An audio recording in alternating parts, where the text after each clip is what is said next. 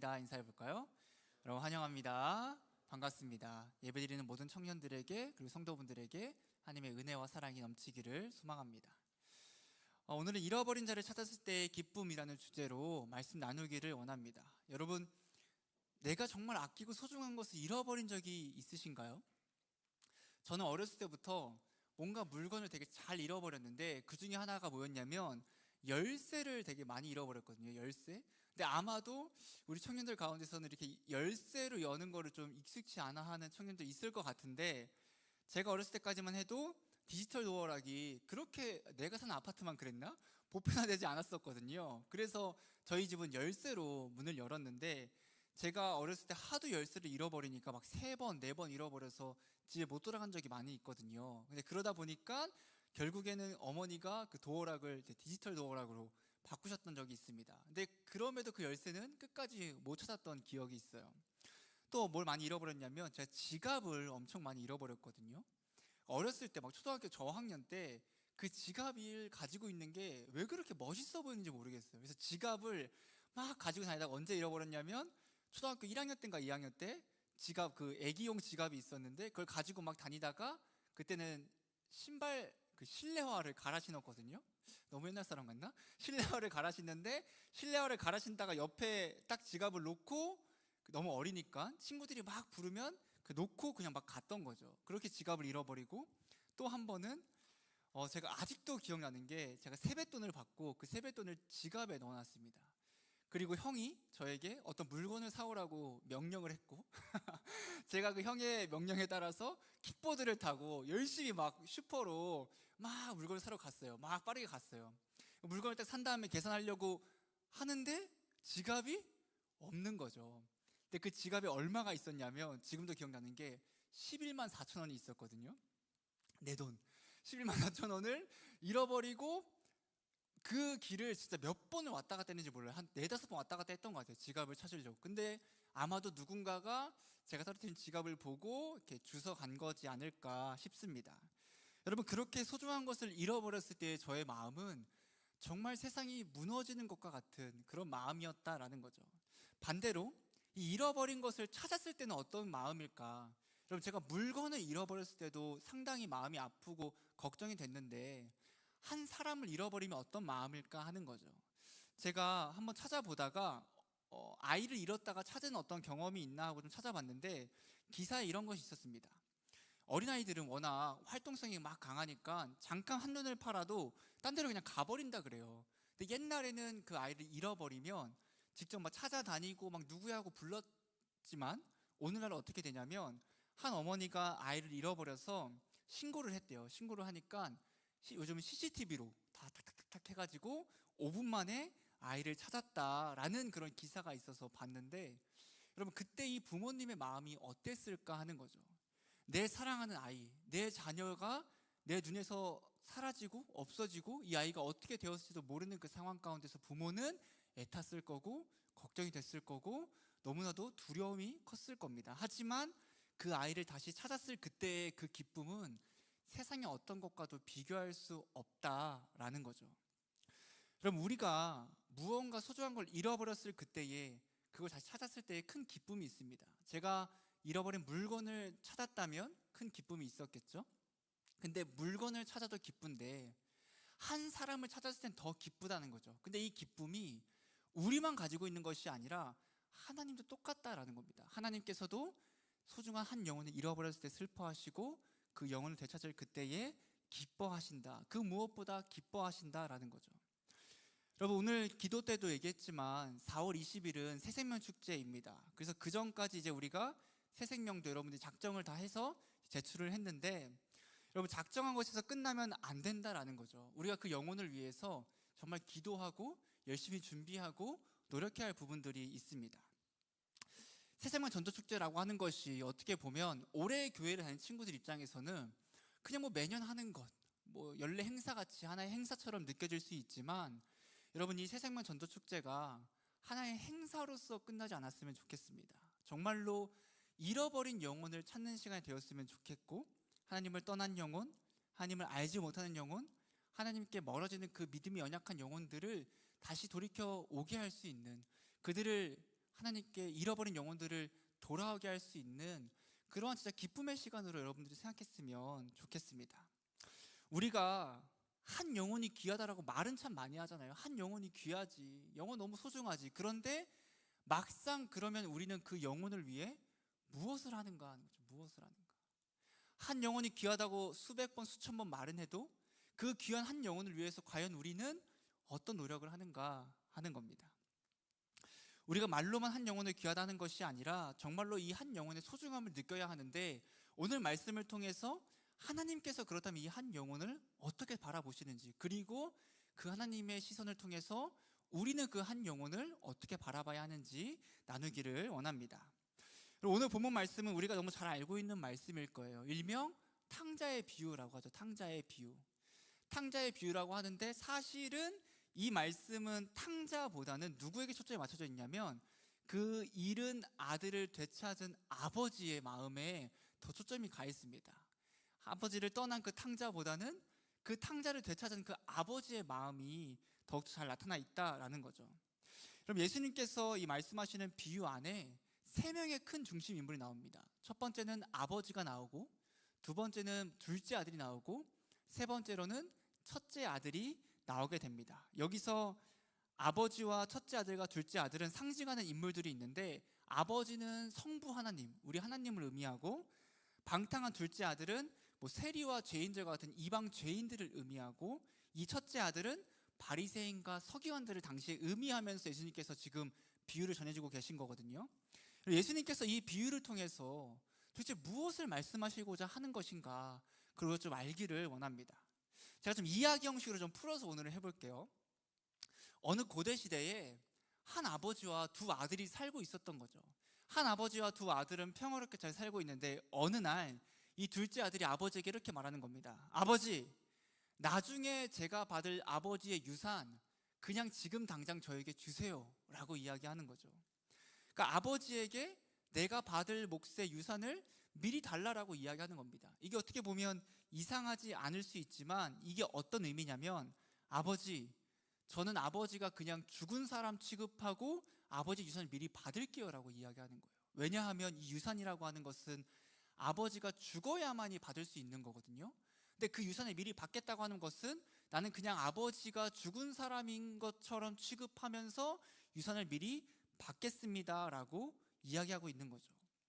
여러분, 만약에 여러분들이 지금 자녀가 없지만 나중에 결혼해서 자녀를 낳았는데 그 자녀가 나에게 이렇게 말한다면, 아버지 그냥 빨리 죽고 그 유산 저에게 주세요라고 이야기한다면, 그럼 어떤 부모가 그 말을 듣고 따르겠습니까?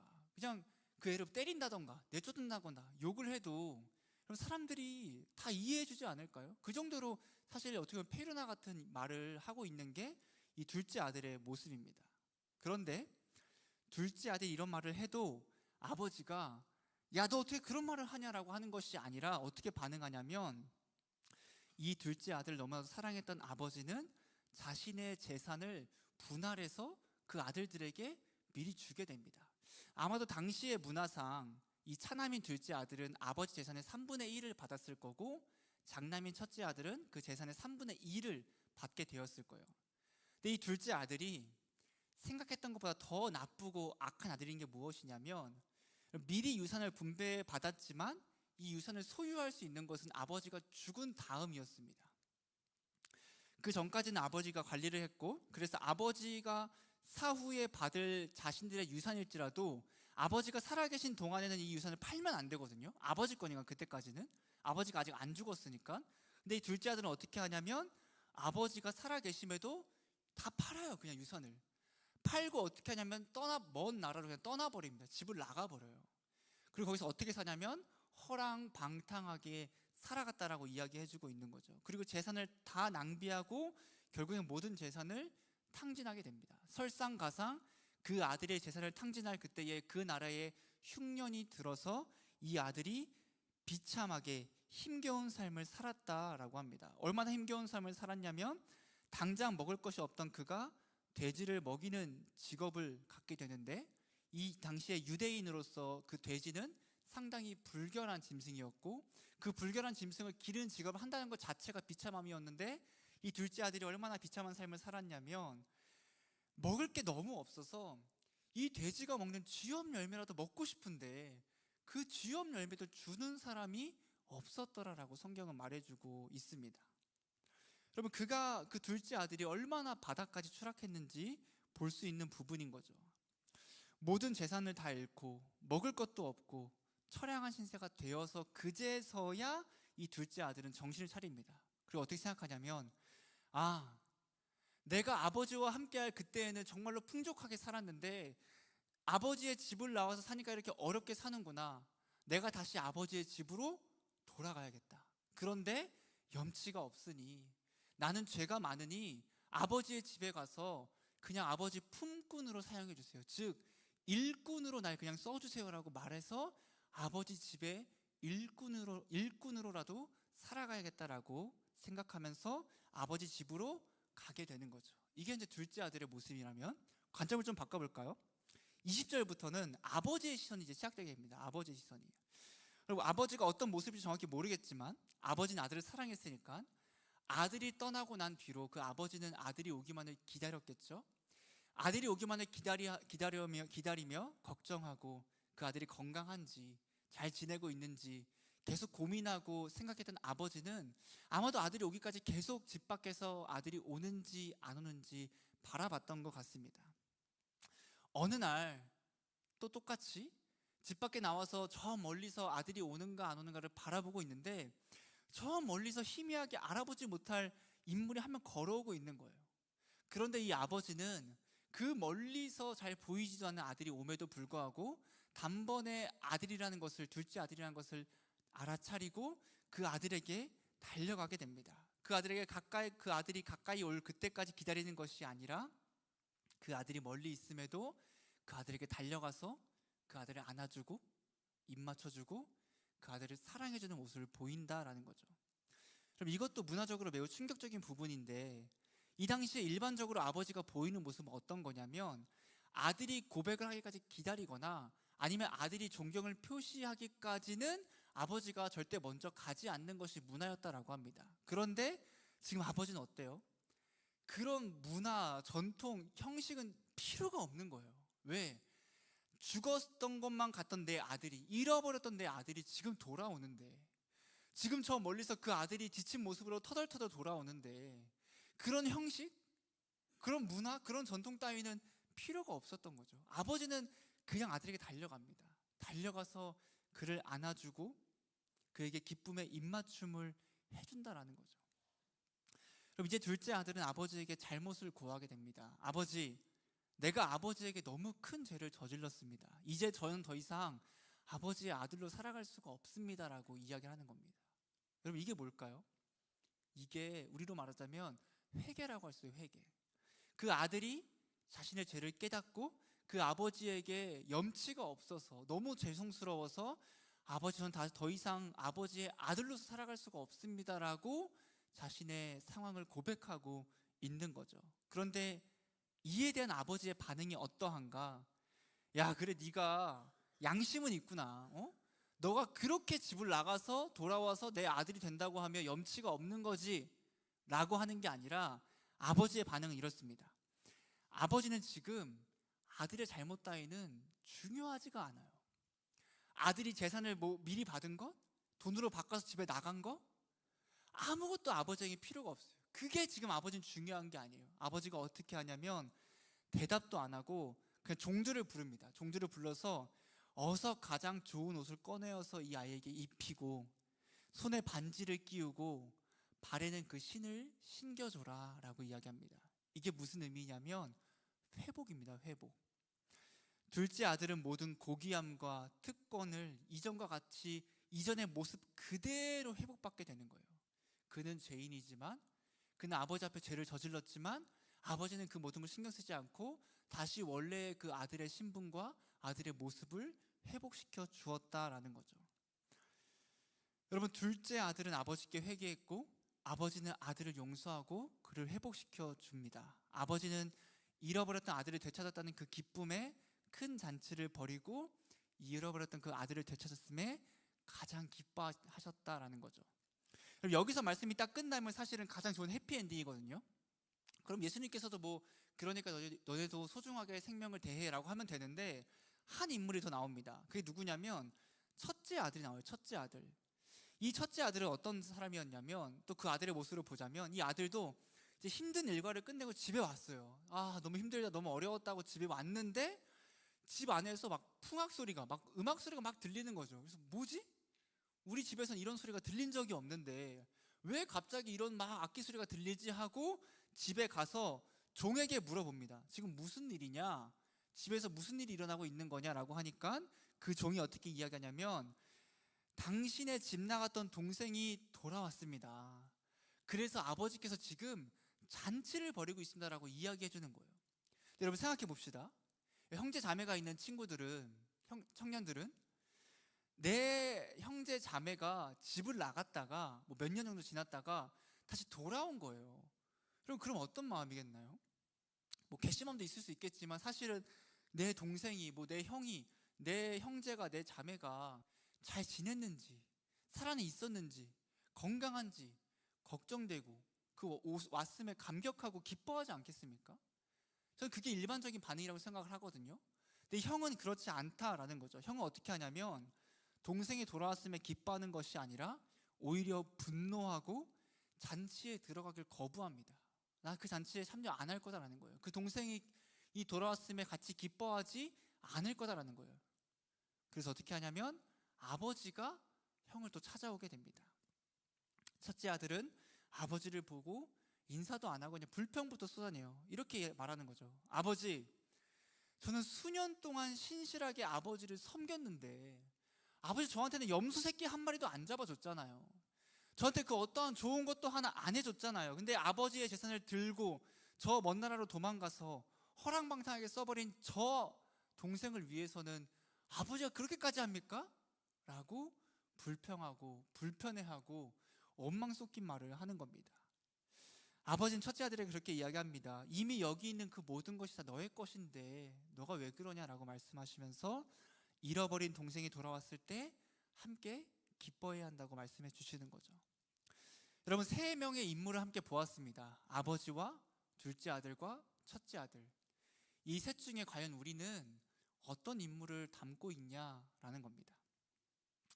잃어버린 자가 돌아왔을 때 아버지와 같이 기뻐하는지, 아니면 첫째 아들과 같이 무관심하고 불편해하고 있지는 않은가 하는 거죠. 오늘 본문 말씀은 죄인에 대한, 그 잃어버린 영혼에 대한 하나님의 그 입장과 그 태도, 그 마음을 전해주고 있는 말씀입니다.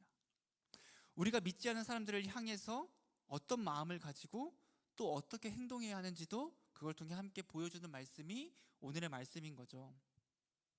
하나님의 입장은 무엇인가? 하나님은 어떻게 바라보는가? 한 가지입니다. 잃어버린 그 아들, 잃어버린 그 영혼이 돌아왔을 그때에 하나님께서는 사랑으로 맞이해 주시고 회복시켜 주는 게 하나님의 모습이다라는 거죠. 아버지는 계속해서 그 아들을 그리워했고, 그 아들이 돌아올 그때에 그 아들에게 무엇도 요구하지 않고, 심지어 그를 타이르지도 않고 그냥 다시 자신에게 돌아왔음에 기뻐하고 그를 온전히 사랑으로 맞이해 준다라는 겁니다. 여러분, 첫째 아들은 달랐죠. 첫째 아들은 싫은 거예요.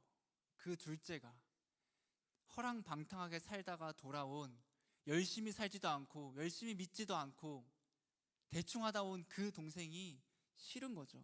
그래서 질투하고 탐탁지 않아 하고 불편해하며 굳이 왜 저 동생과 함께해야 하는가? 바리새인과 서기관들로 예를 들자면 왜 굳이 저 죄인들과 함께해야 하는가? 지금의 우리로 예를 들자면 왜 내가 새로운 사람들을 전도해야 하는가? 왜 그들이 왔을 때 환대해야 하고 왜 그들과 함께해야 하는가라고 생각하는 게 첫째 아들의 모습입니다. 우리가 이 첫째 아들의 모습과 같을 때가 참 많이 있다라는 겁니다. 왜 굳이 믿지 않는 사람들에게 복음을 전해야 하고 전도를 해야 하지? 왜 그들이 교회에 왔을 때 환영하고 환대해야 하지? 나 혼자 열심히 신앙생활 잘하면 되는데 왜 굳이 함께 공동체 생활을 해야 하지? 교회만 나오는 걸로 충분하지? 왜 전도까지 하라는 거야, 귀찮게 라고 하면서 첫째 아들과 같이 잃어버린 한 영혼을 맞이하는 거에 대해서, 그들을 돌아오게 하는 거에 대해서 귀찮아하고 불편해하고 필요 없다 생각하고 불만족스럽게 여기는 게 우리의 모습일 때가 있습니다. 여러분, 둘째 아들의 모습이 우리에게 되게 남일같이 여겨지지만 사실은 남일이 아니다라는 거죠. 이 둘째 아들은 예수님을 믿기 전에 우리의 모습을 그대로 보여줍니다. 예수님을 믿기 전에 우리는 하나님을 떠났던 그 방탕했던 아들과 같이 살아갔고, 그 아들과 같이 수많은 죄를 저지르며 나아갔습니다. 둘째 아들의 모습이 비참하죠. 죄 가운데 있는 하나님 믿지 않는 사람들의 그 모습이 그 비참함과 똑같다라는 겁니다. 하나님 없는 삶은 언제나 고통스럽고 두려움과 만족이 없는 삶을 살아가게 된다라는 거죠. 우리가 원래 그 둘째 아들의 모습이었거든요. 우리가 원래 그 둘째 아들이거든요. 근데 우리가 지금은 하나님을 믿는다 그래서 이제는 첫째 아들이 되었다 그래서 때로는 그 잃어버린 영을 찾는 것에 너무 귀찮아하고 싫어할 때가 참 많이 있다라는 겁니다. 그럼 아버지는 아들을 외면하고 버리지 않았다라는 거죠. 아버지는 그 잃어버린 영혼은 그 아들을 보고 그를 돌봐주고 그를 사랑해주고 그를 안아줍니다. 그의 지친 몸과 상한 마음과 자녀로서의 신분을 회복시켜주는 게 아버지의 모습이다라는 거죠. 여러분, 이것이 우리를 향한 하나님의 마음입니다. 하나님이 우리를 얼마나 사랑하시냐면 우리가 하나님을 믿기 전에, 아니 믿은 그 이후로부터도 하나님께 정말 패륜적인 일, 말도 안 되는 수많은 죄를 저지름에도 불구하고 하나님은 어떻게 하시냐면 그럼에도 우리를 사랑하셔서 우리를 언제나 그 죄 가운데 회개하게 하시고, 내가 하나님을 안 믿을 거라고 말해도, 하나님 따위는 없다고 말해도, 하나님보다 세상의 수많은 것들, 돈이나 술이나 담배나 마약이나 뭐 수많은 것들이 내가 더 좋다고 이야기하며 하나님을 거부한다 그래도 하나님은 우리를 너무너무 사랑하셔서 그럼에도 하나님께서 우리를 불러주시고 이 자리에 오게 하시고 주님을 믿게 하시고 회개케 하신다는 겁니다. 그리고 그렇게 회개하며 나올 그때 어떻게 말씀하시냐면 내가 너 그럴 줄 알았다 이놈아라 하는 것이 아니라 왔구나, 내가 너를 참 많이 기다렸다, 내가 정말 너와 함께 하길 원한다라고 하나님 말씀하신다라는 거죠. 여러분, 하나님은 우리가 하나님을 버린 행위에 초점을 맞추는 것이 아니라 다시 돌아왔으면 항상 초점을 맞춰주십니다. 그럼 우리가 어떻게 하나님과 함께 할 수 있게 되었는가? 우리 하나님과 함께 할 힘이 없고 능력이 없고 마음이 없습니다. 하나님이 우리를 불러주신 거거든요. 하나님의 곁으로. 그리고 우리를 불러주셔서 우리와 함께 해주셔서 회개하게 하시고 회개할 그때에 받아주셔서 용서해 주시는 게 하나님의 마음이고, 우리가 그렇기 때문에 하나님과 함께 할 수 있게 된 겁니다. 여러분, 우리는 첫째 아들과 같은 모습으로 나아가는 것이 아니라 이 아버지의 마음을 닮아가야 합니다. 잃어버린 영혼이 올 그때에 그 영혼을 사랑해주고 돌봐주고 환대해주고 그 영혼이 돌아왔음에 기뻐해줘야 한다는 거죠. 그럼 중요한 건 그거겠죠? 왜 그렇게 해야 하는가? 왜 그렇게 해야 하는가? 바로 우리가 그 용서받은 둘째 아들이기 때문이다라는 거죠. 내가 그 사랑을 받았기 때문에, 나도 그렇게 연약한 존재였기 때문에, 나도 믿음 없는 자였기 때문에 용서받은 둘째 아들과 같이 우리 또한 그 새로운 영혼이 왔을 그때에 그들을 안아주고 긍휼히 여기고 사랑해 주어야 합니다. 그리고 두 번째 이유가 더 근본적인 이유인데, 하나님께서 그 잃어버린 영혼을 찾았을 그때에 기뻐하시기 때문이에요. 여러분, 우리의 삶의 목적은 무엇이냐면 하나님을 영화롭게 하고 그분을 즐거워한다라고 이야기합니다. 하나님께 영광 돌리는 삶이 우리의 삶의 목적이거든요. 하나님이 기뻐하시는 것이 곧 우리의 기쁨이 되는 겁니다. 하나님은 언제 기뻐하시냐면 그분의 잃어버린 영혼이, 그 잃어버린 자녀가 돌아올 그때에 무엇보다 기뻐하시고, 그 돌아온 영혼을 볼 때에 하나님뿐만 아니라 그 천사들, 하늘의 존재들조차 기뻐한다라고 성경은 말해주고 있습니다. 우리는 하나님께 영광 돌리는 삶을 살아가는 자들로서 하나님의 기쁨이 곧 우리의 기쁨이 되어야 합니다. 그렇기 때문에 우리는 그 잃어버린 영혼을 돌아오게 하고 그들을 반겨주는 데에 온 힘을 다해야 하는 거고, 그 잃어버린 영혼이 돌아올 그때에 당연히 기뻐해야 한다는 거죠.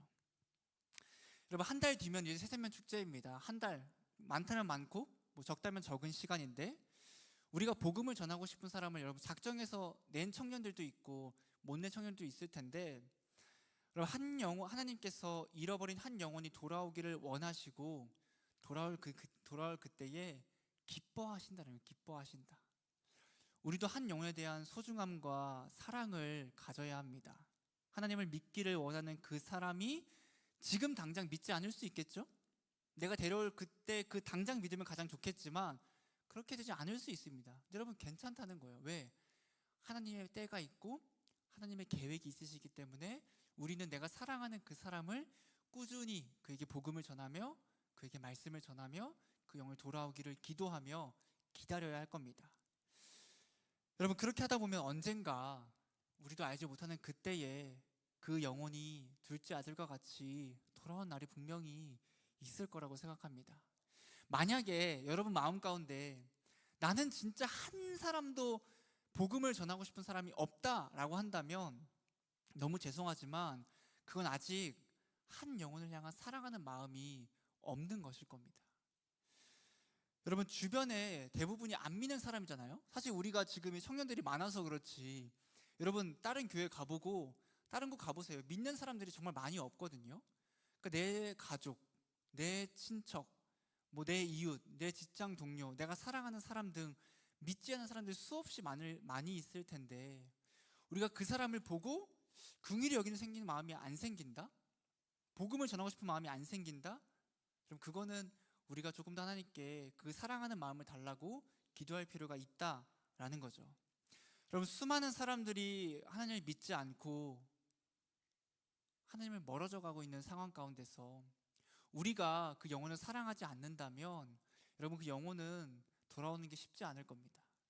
우리 모든 청년들이 한 달밖에 남지 않은 또는 한 달 이나 남은 그 새생명 축제 가운데서 기도를 준비했으면 좋겠습니다. 정말 그 한 영혼을 위해서 여러분 많은 기도하시기 바랍니다. 많은 기도하길 바라고 또 데려오기까지 많은 정성을 쏟아야겠죠. 그래서 이제 막 미션도 하잖아요. 선물을 준다거나 같이 밥을 먹는다거나 차를 마신다거나 이야기를 한다거나 한 생명이 소중하다면 그 영혼을 정말 사랑한다면 절대 그것이 귀찮은 일이 아닐 줄 믿습니다. 그럼 마지막으로 우리가 교회에 사람이 많아지게 하려고 전도하는 건 절대 아니에요. 전도의 의미는 사람 늘리고자 하는 게 아닙니다. 우리가 전도한 이유는 딱 하나입니다. 하나님이 기뻐하시는 일이고 예수님이 우리에게 맡기신 사명이기 때문에, 그분의 명령이기 때문에 우리는 전도해야 하고 우리의 의무로 받아들여야 합니다. 예수님이 영혼을 사랑하셨기 때문에 우리도 그 영혼을 사랑해야 하고 한 영혼을 향한 긍휼함과 사랑을 가지고 나아가는 우리 모든 청년들이 되기를 주님의 이름으로 축복합니다. 말씀을 마치도록 하겠습니다. 여러분, 누가복음 15장을 나중에 한번 쭉 혼자 읽어보실래요? 누가복음 15장은 한 이야기를 해주고 있는데 어떤 걸 이야기하고 있냐면 잃은 것을 찾은 자들에 대한 비유를 3가지로 이야기해주고 있습니다. 그리고 이 말씀은 예수님께서 바리새인과 서기관들에게 하신 말씀이에요. 왜? 그들은 죄인들이 돌아오는 걸 탐탁지 않게 여겼거든요. 저들이 왜 믿어야 하냐, 저들이 왜 함께해야 하는가라고 불평하고 불만한 첫째 아들의 모습과 같았기 때문입니다. 3가지의 비유가 나옵니다. 잃은 양을 찾은 목자의 비유, 잃은 드라크마를 찾은 여인의 비유, 잃은 아들을 되찾은 아버지의 비유. 이 3가지의 비유를 통해 예수께서 말씀하시고자 하는 것은 하나님께서는 잃어버린 한 영혼을 찾기를 원하시고 그 영혼이 돌아올 그때에 그 무엇보다 기뻐하신다라는 겁니다. 우리가 하나님의 마음을 알기를 원합니다. 잃어버린 한 영혼을 돌아올 그때에 하나님은 가장 기뻐하시고 하늘의 천사들도 기뻐합니다. 우리 또한 그 기쁨을 함께하며 잃어버린 영혼을 위해서 온 마음을 다하고 그 잃어버린 한 영혼이 돌아올 그때에 그들을 환대해주고 환영해주고 기쁨으로 맞이할 수 있는 우리 모두가 되기를 소망합니다. 시간 함께 찬양하면서 우리가 그 마음을 가지고 나의 죄인된 모습에서 변화시켜주신 예수님의 그 사랑을 경험하기를 소망합니다.